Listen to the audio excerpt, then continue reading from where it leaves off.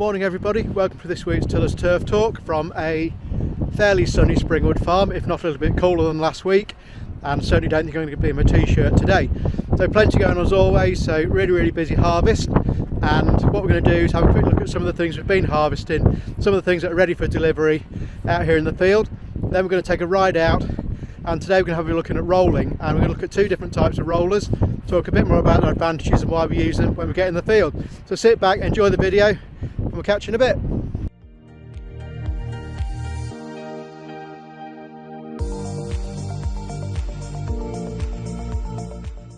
So once again, it's another really busy harvest day. So we've got standard rolls of turf going out, and we've also got some wildflower turf going out. There's another 30-40 pallets of wildflower over there, ready for collection later, and going to make a very happy customer and once again enhance our landscape beautifully for all our pollinators and other insects. So that's all fabulous stuff. But not just about the turf, we also do topsoil, so we'll nip over and have a look at that.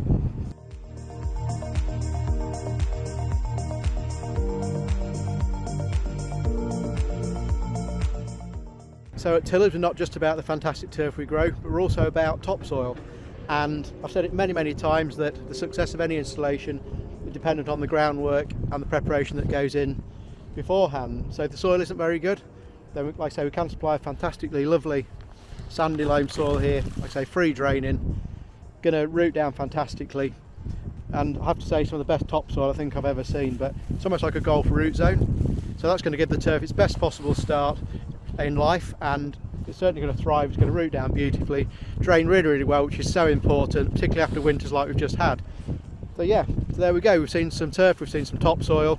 Let's go see some rolling.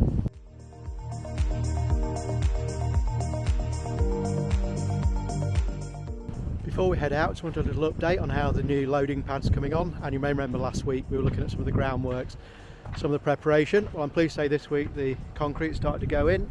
So you can see here now the guys at the end from Fine Turf once again doing the job for us and doing fantastic as always. Levels, preparation as meticulous as it always is. So what they're doing at the moment, they're pouring the concrete and they're running the leveller across.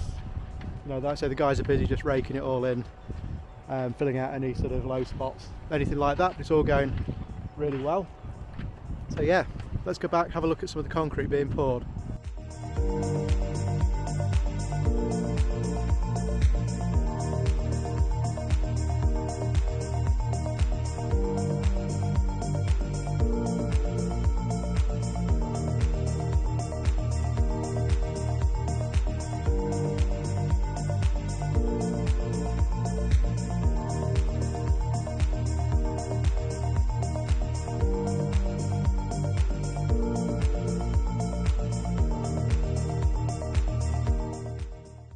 That's the last bit of concrete being poured into that particular section, and that'll all be allowed to set now until the concrete wagon can drive on top of it, and then they'll go in and infill the sections in between that aren't done yet.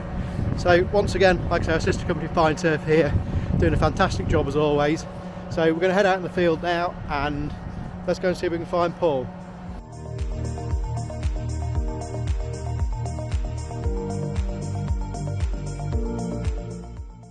So the first type of roller we're going to look at today is the Cambridge roller. Now the big difference here is the Cambridge roller is a roller with grooves on, as opposed to a flat roller, which as the name suggests is just flat. So we'll have wander across the field, maybe jump in the cab, do a couple of runs with Paul, and I'll explain a bit more about the advantages of Cambridge rolling in a little while. So yeah, let's head out, jump in the cab, see what's going on.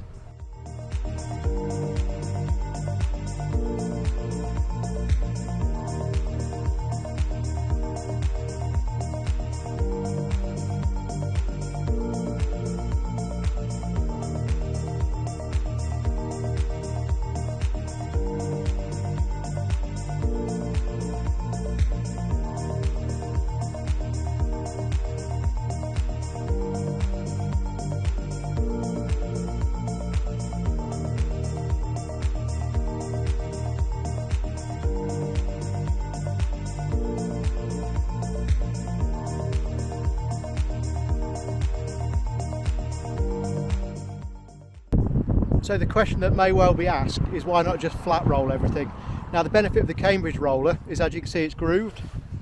So what it's doing here, it's compressing, it's compacting the soil down but also it's creating these ridges. So as you can see, it's particularly dry at the moment. You can see the dust behind Paul there. Now at a flat roll, if this field was just rolled flat, we would get the wind drift, the seed blowing everywhere. Now if it does blow at all, now it's going to blow down into the ridges, and therefore it's not going to move around too much. But also the deep grooves are drawing a bit of moisture from below to the surface, to give this new seed the best chance of germination. So all in all, it's doing a fantastic job. So what we'll do now, we're going to head off, we're going to find Ed, we'll look at some flat rolling.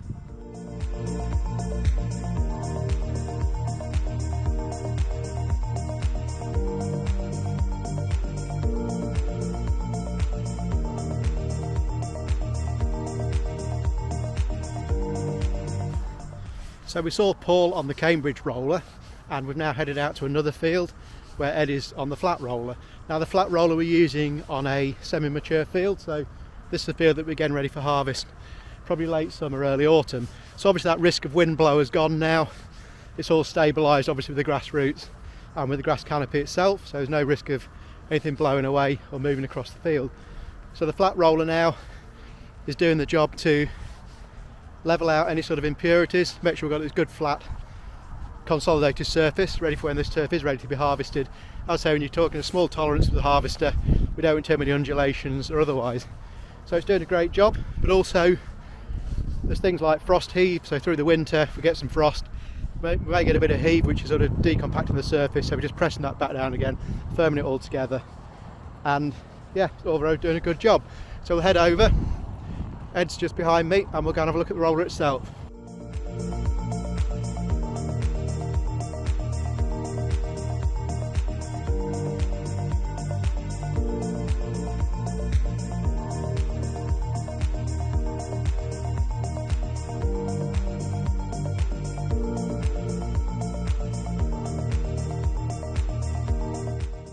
Before we go any further, I just want to talk about this particular roller, and as the name suggests, a flat roller, which basically means the rollers here are flat, not grooved like the Cambridge roller. Then on top we've got a weights which can be removed and added according to how much weight you want to put onto the floor.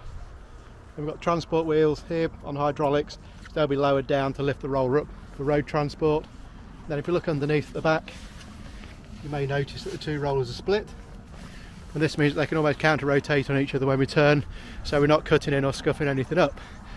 So yeah, this field's done.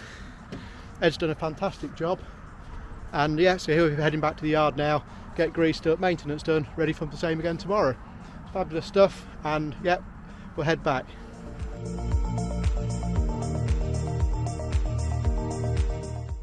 I hope you've enjoyed this week's Turf Talk as much as I've enjoyed making it, as I always do, and taking a look at the two different types of rollers that we use here at Tillers, and a quick update on the new loading pad, which is going to be fantastic when it's finished, and is going to be a massive asset and a massive improvement to our loading area. So yeah, we can't wait for that to get done and get using it. So in the meantime, I want to thank you as always for watching, and we really do appreciate all your views, all your comments, and please consider subscribing if you haven't already. We're well on the way to 1,000 subscribers now. If we make that by the end of 2025, that would really mean a lot to myself and the company. And in the meantime, thanks for watching as always. Have a fabulous weekend, and we'll catch you next week. Take care everybody. Cheers for now.